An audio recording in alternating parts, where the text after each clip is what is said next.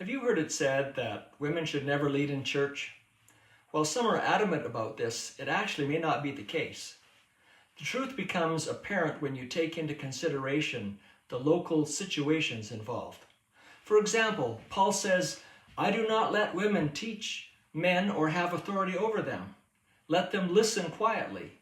1 Timothy 2, verse 12. You see, this was written to Timothy, the pastor in Ephesus. The temple to the goddess Diana was located there.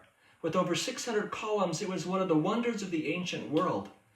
The female goddess Diana was worshipped, and the officiants were all women.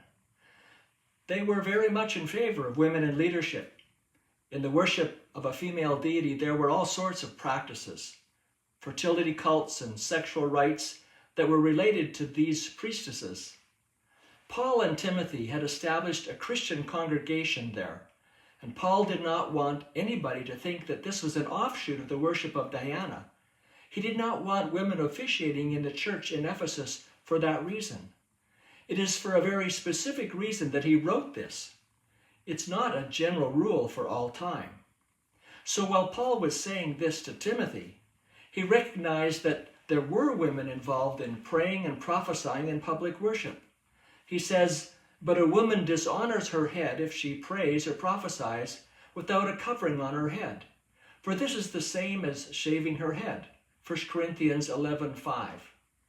The expectation in that culture was for a woman to have her head covered.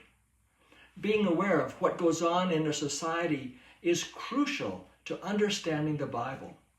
You cannot be ignorant of the backgrounds and hope to come into a correct understanding of a passage. Plus, there is evidence in the New Testament that women were leading men and had authority over men. When Priscilla and Aquila heard him, referring to Apollos, preaching boldly in the synagogue, they took him aside and they explained the way of God more accurately. Acts 10:26.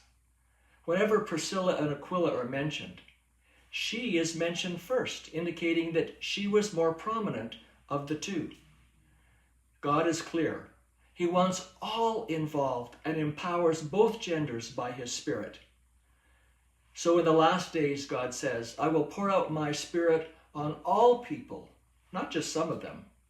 In case you didn't get it, he repeats, "Your sons and daughters will prophesy. Your old men will dream dreams. Your young men will see visions. In those days, I will pour out my Spirit, even on my servants, men and women alike." Joel 2:28 and 29. Comment "Rediscover" for a link to the podcast.